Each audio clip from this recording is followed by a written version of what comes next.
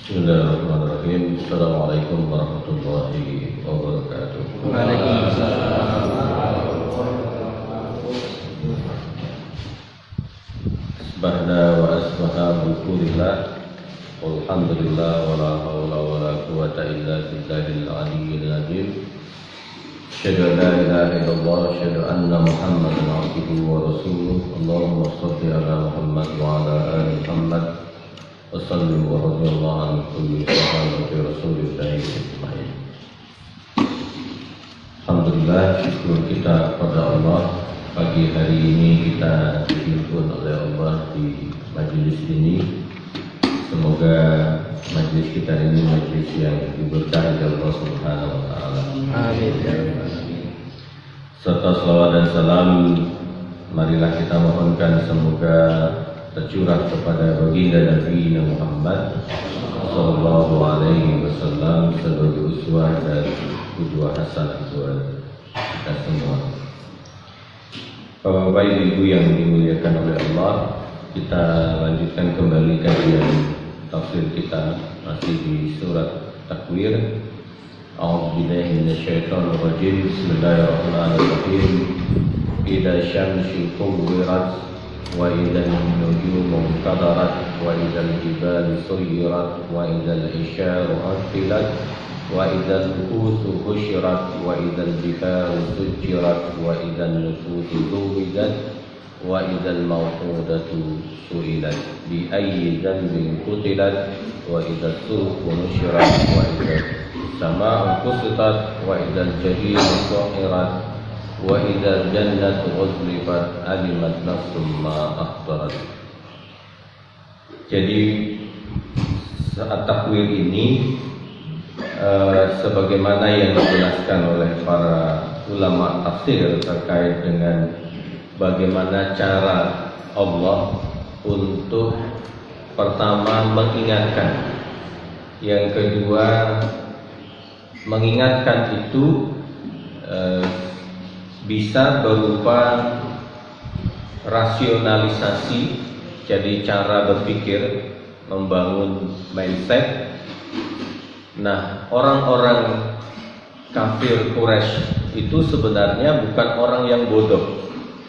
Mereka ini adalah orang-orang yang sebenarnya cerdas, bahkan yang digelari oleh Rasulullah sebagai Abu Jahal itu kan digelari oleh kafir Quraisy adalah Abu Hakam, bapaknya orang yang bijak. Tapi nanti kita lihat kenapa Rasulullah menyebut Abu Jahal itu dengan Abu Jahal, padahal orang kafir itu menyebut dia adalah sebagai Abu Hakam, orang yang sangat bijak. Kalau kita melihat gambaran yang digambarkan oleh Allah di surah At-Takwir ini, Allah ingin menyentuh pertama adalah pikiran, pandangan manusia yang konkret. Yang kedua masuk ke wilayah yang sifatnya abstrak, yaitu hati manusia. Maka kalau kita melihat Al-Quran, sebenarnya sentuhannya bisa beragam aspek. Ya, bisa otak kita yang diolah, yang kedua adalah hati kita yang diolah. Jadi karena untuk mendapatkan informasi dari luar itu, kalau kita hanya mendapatkan informasi yang sifatnya kognitif, keilmuan, ya, makanya disebut dengan tiga hal yang kita sebutkan kemarin. Ada pikiran, yang kedua ada perasaan, yang ketiga adalah emosi. Nah, Al-Quran Allah lewat Al-Quran menjelaskan tiga hal ini. Kalau bicara tentang Al-Quran, yang diolah itu adalah pikirannya, yang kedua adalah perasaannya, yang ketiga adalah emosinya. Nah, kemarin kita sampai ke kalimat yang disebut oleh Allah Subhanahu wa taala, wa idzal nufusu zuwijat. Nah, dijelaskan, para mufassir menjelaskan bahwa apa yang dimaksud dengan an-nufus. Kalimat nufus dalam bahasa Indonesia disebut dengan jiwa, ya. Jiwa itu kalau para ahli tafsir mengatakan yang disebut dengan jiwa adalah bercampurnya antara ruh dengan materi. Jadi fisik kita ini kan material. Nah, ketika ruh, padahal ruh ini kan bukan dari bumi, Pak. Ruh ini dari minas sama. Wa nufikha fis-suri, lalu dimasukkan ke dalam yang material. Nah, ketika yang ruh dan material ini bercampur, inilah yang disebut dengan an-nufus.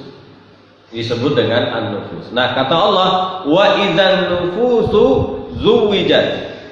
Yang awalnya terpisah sebelum kelahiran, setelah proses mau terjadi bentuknya manusia, wa nufikha fis-suri, maka dia menyatu kembali. Setelah itu Allah pisahkan kembali. Setelah itu wa idzan nufusu zuwijat, kembali Allah pertemukan. Maknanya apa, Pak? Maknanya menurut kalian, bahkan para filosof mengatakan kalimatul lam yastati fala sifatun min qadimi ayuhaddidu maknaha. Para filosof pun belum bisa menentukan makna daripada an-nufus itu. Tapi Al-Quran menjelaskan itu sangat detail. Ya, jadi kalau jenengan baca di surat Sajadah, bagaimana cara Allah menciptakan manusia sampai kembali, ya, sampai kembali dan dibangkitkan oleh Allah Subhanahu wa taala. Jadi bapak-bapak, ibu-ibu yang dimuliakan oleh Allah Subhanahu wa taala, jadi jiwa itu bagi Allah sangat sederhana untuk dikembalikan ketika nanti kita dibangkitkan, baik di yaumil barzakh atau di yaumil mahsyar. Ya, di yaumil mahsyar. Maka tidaklah mungkin, di sini disebutkan tidaklah mungkin kalau orang sudah berada di barzakh itu akan bisa pulang ke rumah. Jadi ada orang yang takut dengan ruh kembali yang ke rumah. Itu mustahil. Ini akidah ya, Pak. Ini akidah. Jadi jangan rusak keyakinan kita kepada Allah hanya gara-gara Indosiar. Jangan rusak keyakinan kita kepada Allah hanya gara-gara film hantu. Padahal tidak mungkin, kata Allah, fa amsaka ruhaha, kata Allah. Aku yang pegang ruh itu.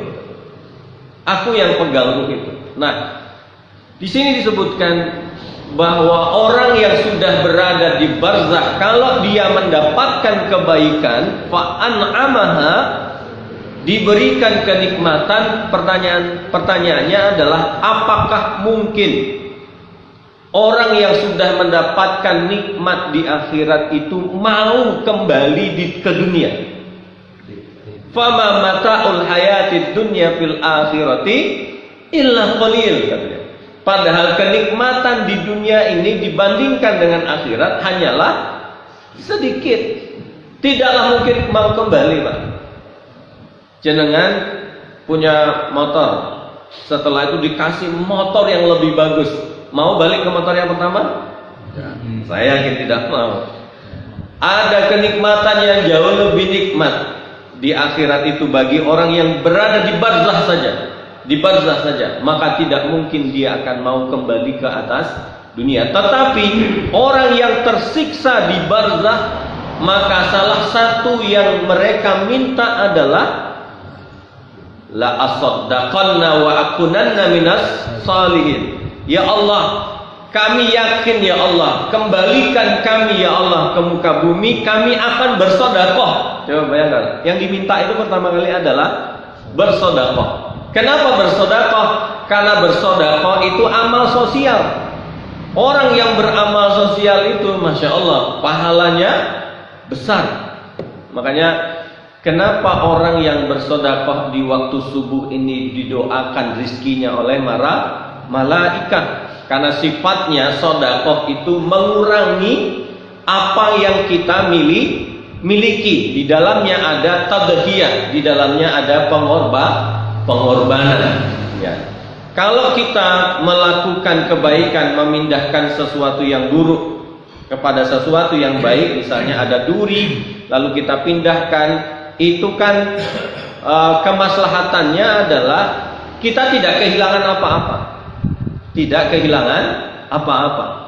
Tapi kalau kita mengeluarkan harta, ya, mengeluarkan harta, sesungguhnya kita kehilangan harta yang kita miliki. Dan Islam sangat menghargai tadhiyah itu, apalagi berkorban. Nah, wa idzan nufusu zuwijat. Nah, yang tadi, yang ruh dengan material yang terpisah tadi nanti akan dikembalikan. Makanya proses pengembalian ini namanya adalah zuwijat. Zuwijat itu dari kata zaujun. Zaujun itu artinya suami, zaujah itu artinya istri. Nah, para ulama menjelaskan kenapa Allah menggunakan kata zauj bukan imtidad. Nah, bapak-bapak, ibu-ibu, nanti di yaumil akhir kelak yang makna yang kedua dari kata wa idzan nufusu zuwijat tidak hanya ruh dengan material yang dipertemukan kembali, makna yang keduanya adalah kita ini akan dikelompokkan sesuai dengan amal kita. Ahlus shadaqah ketemu dengan ahlus shadaqah. Makanya disebut oleh Allah dalam surat Al-Waqiah terkait dengan ayat ini, wa kuntum azwajan salasa. Nah, ketemu kalimatnya adalah azwajan salasa. Jadi berpasangan menjadi tiga pasangan. Lalu apa kata Allah? Siapa mereka? Fa ashabul maimanati ma ashabul maimanah. Orang yang sisi kanan akan bersama dengan orang sisi kanan. Ya, tidak tahu termasuk partainya apa enggak gitu ya. Wa ashabul masy'amati ma ashabul masy'amah. Ya. Yang paling puncak adalah wasabiqunas sabiqun.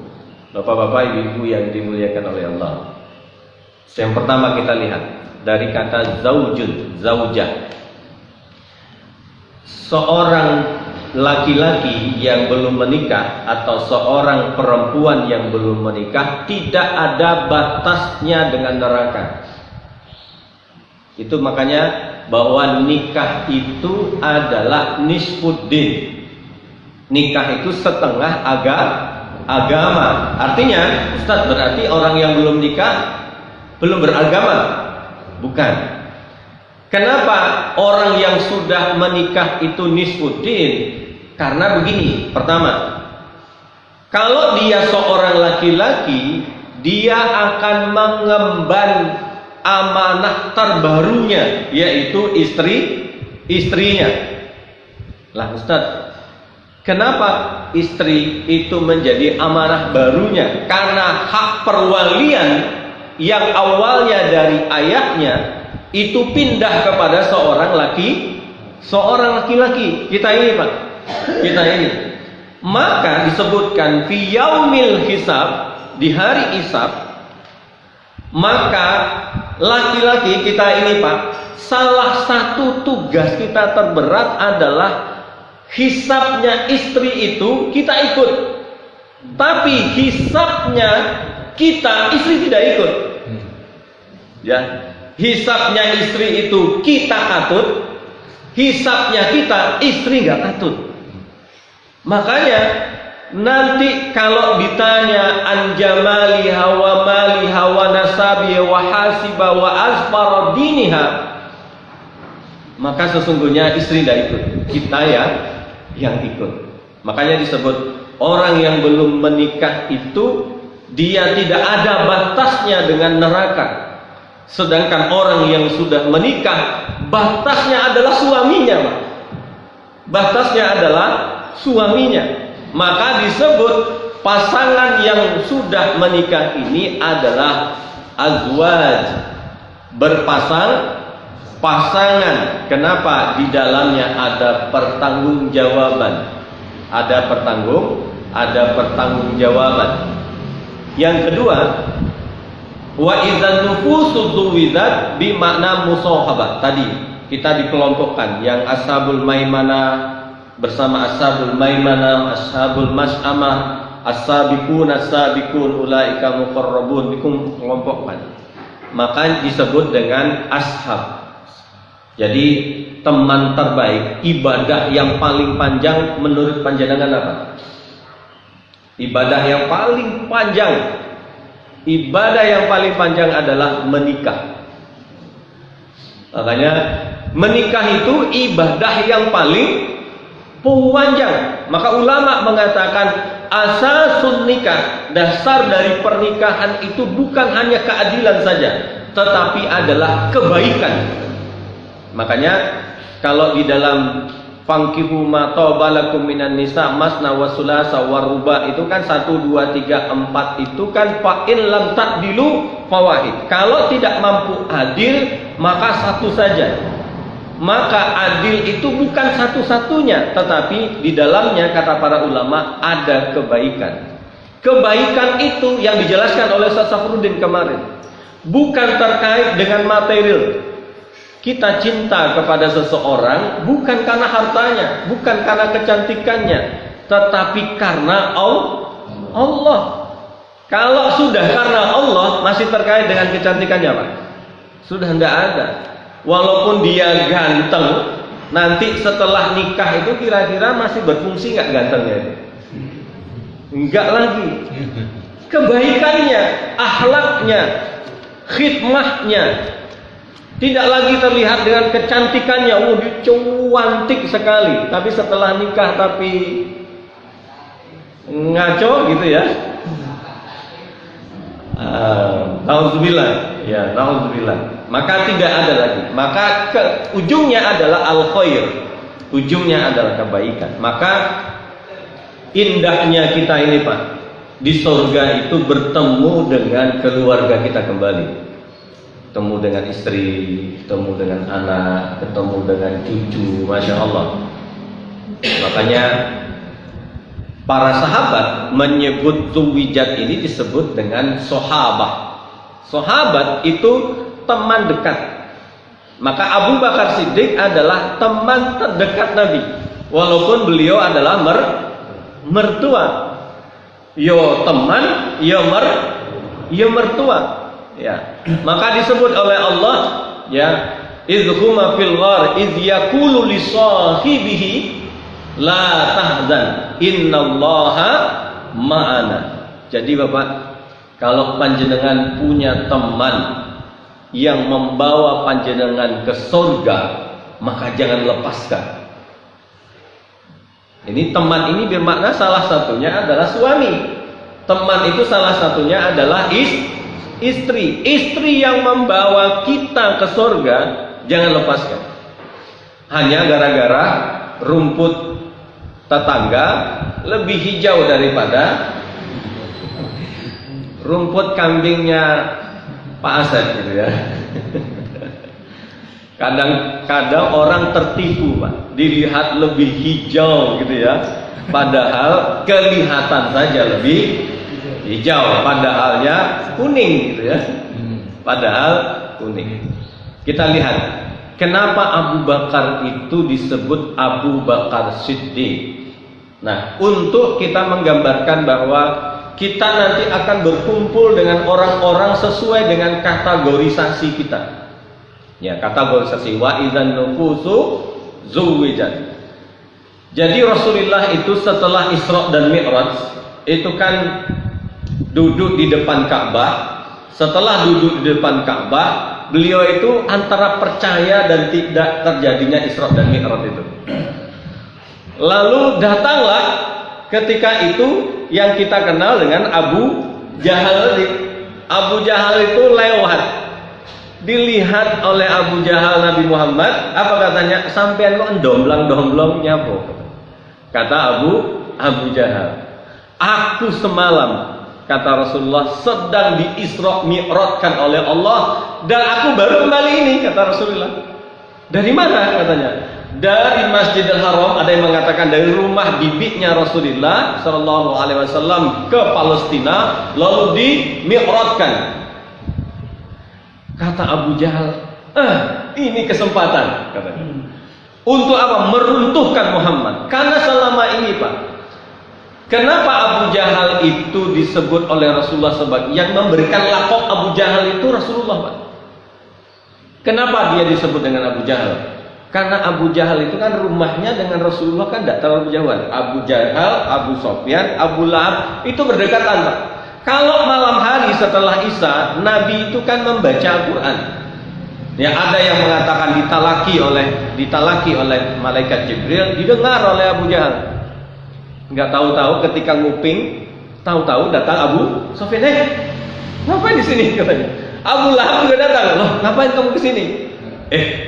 Jangan sampai umat kita tahu. Ini memburukkan perkara katanya. Kenapa? Wong kita tidak percaya malah dengar yang nguping gitu ya. Ngapain kamu di sini? Wes pokoknya besok jangan datang lagi. Besok Pak, datang lagi. Datang Abu Lahab, Abu Jahal, dan Abu Sofyan. Ketiga kalinya ketemu di malam ketiga. Akhirnya Abu Sofyan datang ke rumahnya Abu Lahab. Menurutmu Muhammad itu benar atau salah? Apa kata Abu Lahab? Top, tidak ada kalimat thayyibah min asyairil Arab. Tidak ada syair yang paling indah kecuali yang keluar dari lisan Muhammad. Dan aku meyakini itu. Abu Lahab. Kalau kamu Abu Sofyan, na'am. Iya. Kalau begitu kita buktikan kepada Abu Hakam katanya. Datang mereka kedua ke Abu Hakam, ke Abu Jahal tadi. Wahai Abu Jahal, gimana pendapatmu Abu Hakam gini tentang Muhammad? Apa yang kita dengar 3 malam ini? Apa kata Abu Jahal? Sesungguhnya aku meyakininya. Coba. Lalu kenapa engkau menolak? Aku tidak pingin katanya kaumku ini kalah dengan kaum Muhammad. Karena selama ini ternyata kaumnya Abu Jahal ini bersaing berat dengan kaumnya Bani Hashim, Muhammad SAW. Kalau keluarga Hashim penyedia minuman dan makanan buat haji, Abu Hakam dan kaumnya juga menyiapkan itu. Itulah yang menyebabkan, dan berita ini Pak, perbincangan bertiga ini sampai ke telinga Muhammad. Lewat siapa? Malaikat Jibril. Makanya digelari Abu Jahal bodoh. Wes tahu benar, wes tahu ngerti, tetapi kok nggak mau ngakui hanya gara-gara kaum. Nah, ketemu Muhammad setelah Isra Nabi Muhammad itu, apa kata Abu Jahal? Kesempatan itu. Kesempatan untuk memperburuk suasana. Mana mungkin? Muhammad, mana mungkin orang yang terbaik naik kuda dan kuda terbaik dari sini ke Palestina sana itu 1 bulan. Lo sampai 1 malam, piye? Kan? Akhirnya dinaikkanlah Nabi Muhammad ke Bukit Kubas. Jadi jangan nanti kalau lihat nanti dari dari sofa Bukit Sofa, di samping Bukit Sofa itu ada bukit namanya Bukit Kubas. Di sini tempat iklan Pak. Kalau mengumumkan sesuatu ini dari sini. Dan biasanya yang mengumumkan itu budak. Nah hari itu yang naik dibimbing itu Abu Jahal. Abu Jahal membimbing Muhammad naik ke atas. Wahai saudara Quraisy, kumpul di sini. Wah, yang ngumpulin imamnya gitu kan. Imamnya Quraisy itu kan orang-orang kafir itu kan Abu Jahal. Datang Pak. Datang semua, Muhammad di atas. Orang heran melihat selama ini budak yang naik ke atas kok ada 2 orang yang mulia. Orang terjujur yaitu Muhammad, pemimpin mereka Abu Hakam.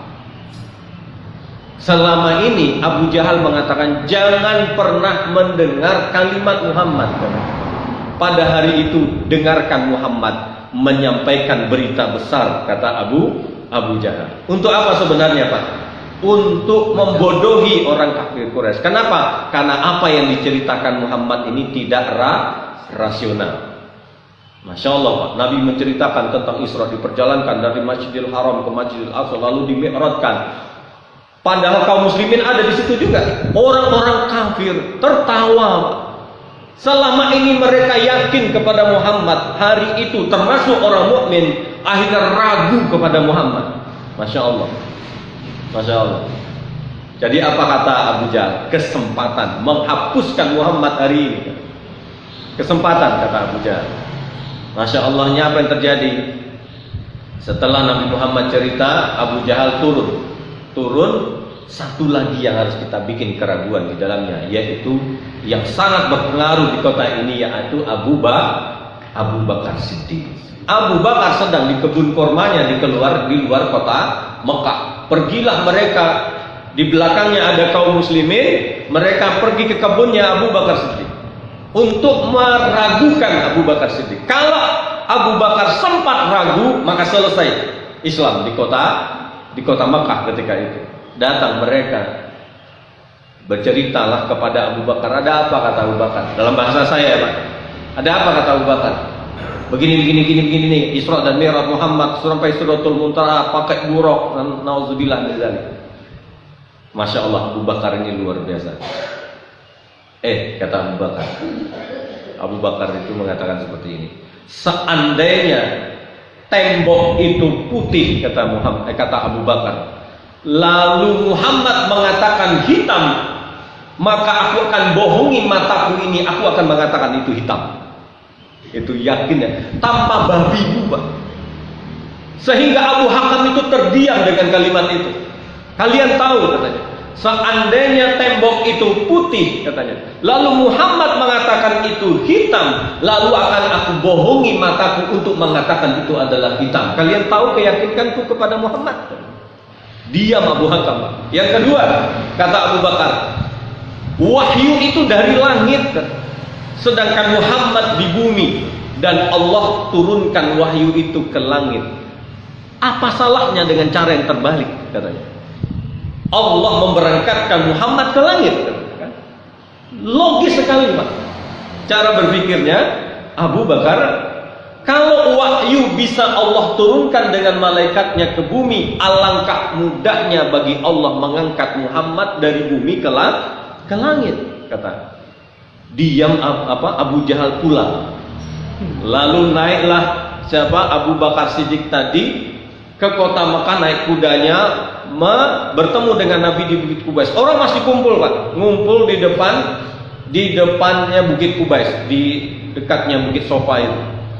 Lalu berteriaklah Abu Bakar Siddiq, "Ya Rasulullah," katanya. Untuk apa saudaranya? Cerdasnya Abu Bakar ini. Abu Bakar ini kan orangnya kerempeng, Pak. Kurus. Ada kisah yang mengatakan kalau ada angin yang menerpa badannya Abu Bakar Siddiq, badannya akan bergeser. Saking kurusnya. Jadi jangan sedih, Pak, kalau jadi orang kurus. Karena teman jenengan ada, yaitu Abu Bakar Siddiq. Abu Bakar Siddiq. Jadi kalau ada angin yang lewat, maka Abu Bakar akan terbawa oleh angin itu, katanya. Saking kurusnya. Tapi luar biasa. Yang berbeda dengan Abu Bakar, ini Nabi yang mengatakan, seandainya keimanan orang mukmin dikumpulkan dari aku dibisahkan, kata Rasulullah, aku dibangkitkan sebagai seorang Rasul, keimanan orang dikumpulkan sampai yaumil kiamah tidak akan berbanding dengan imannya Abu Bakar Siddiq. Coba bayangkan. Tidak ada. Kalau orang, Pak, kalau ditawarin Islam masih bertanya, apa keuntunganku? Waktu Abu Bakar masuk Islam, turun wahyu, lalu Nabi menyampaikan, "Usaddiq, aku percaya," tanpa bertanya, Pak. Itulah Abu Bakar Siddiq. Kata Rasulullah, seandainya semua keimanan orang muslimin itu dikumpulkan lalu dibandingkan dengan Abu Bakar, maka Abu Bakar jauh lebih hebat, kata Rasulullah SAW. Nah, beliau lari mengatakan, "Ya Rasulullah." Lalu beliau bercerita, sebenarnya fungsinya untuk meyakinkan orang-orang yang tadi sudah mulai ragu, Pak. Aku yakin ya Rasulullah. Aku yakin yang engkau sampaikan ya Rasulullah. Ya, sehingga apa? Itu membawa pengaruh besar kepada orang yang ragu tadi.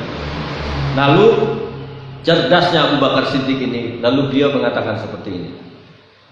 Wahai orang-orang kafir Quraisy, ini bahasa saya, Pak. Wahai orang-orang kafir Quraisy, kalian ini kan para pedagang, sering rihlat asy-syita'i was-shayf, sering kan melakukan perjalanan ke Palestina. Iya, kata mereka. Coba sekarang kalian bertanya kepada Muhammad yang belum pernah ke Masjidil Aqsa. Coba kalian tanya hari ini berapa jumlah pintunya, pasarnya di mana. Jelaskan, tanyakan kepada beliau. Nah, setelah itu, ya Rasulullah, kata Abu Bakar Siddiq, jelaskan Masjidil Aqsa. Saat itulah Allah buka tabir itu, Pak. Seperti panjenengan melihat film. Melihat film, detailnya itu tahu. Pintunya sekian, pintunya bentuknya ini. Apa kata Rasulullah? Apa kata Abu Bakar? Kalian percaya? Percaya. Rasulullah, benar. Pasarnya di sekian. Betul ya Rasulullah. Jadi rame-rame. Betul, betul, betul, betul. Pasarnya di mana? Sekian. Seolah itu tidak ada pemungkiran sama sekali dan dibenarkan oleh orang-orang kafir ketika itu. Cerdasnya Abu Bakar Siddiq menambah keyakinan. Wahai Muhammad, apalagi yang ingin engkau ceritakan? Kata Abu Bakar Siddiq. Kata Rasulullah, sungguh ketika aku akan balik naik buraq, kata Rasulullah, sungguh aku melihat kafilah kalian. Jadi perdagangannya Abu Jahal tadi. Abu Jahal ini kan ada tim pedagangnya, Pak, pedagangnya yang mau pulang dari Palestina ke Mekah. Ternyata dilihat di atas buraq itu, kan Nabi di atas, kan? Dilihat, sungguh aku melihat kafilahmu wahai Abu Jahal. Si fulan, si fulan, si fulan, si fulan, si fulan, si fulan. Sebut nama, Pak. Sebutin namanya. Lalu ontanya di lehernya ada kain merah, katanya. Masya Allah. Setelah itu apa lagi ya Rasulullah, kata Abu Bakar. Sungguh aku melihat ada kaumnya si fulan yang kehilangan ontanya. Dari atas aku lihat onta itu ada di lembah si fulan. Aku mengatakan cari di lembah itu, katanya. Akhirnya dicari di lembah itu, ketemu. Apa kata Rasulullah? 2 hari lagi mereka akan datang di kota Mekah dan akan masuk dari pintu itu, kata Rasulullah, pintu masuknya kota Mekah. Maka tunggulah kalau kalian tidak yakin. Ternyata, Pak, orang beriman, orang kafir nungguin waktu itu.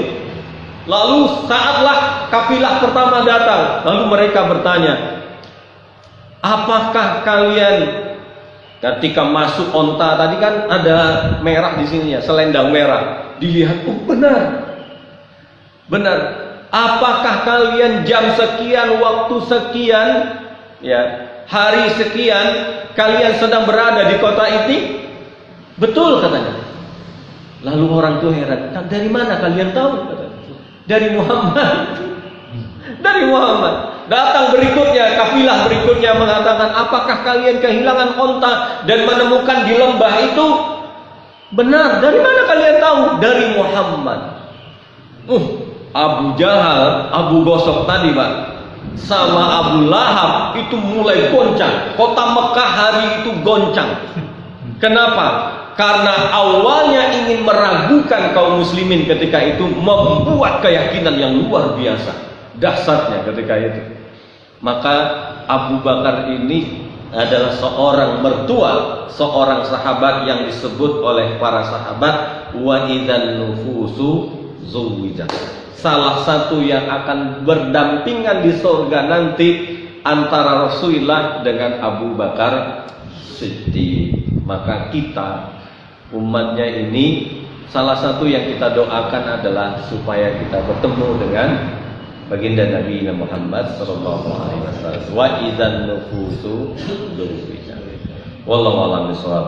Semoga pertemuan kita ini berkah dari Allah Subhanahu wa taala. Qul qouli hadza, Assalamualaikum warahmatullahi wabarakatuh.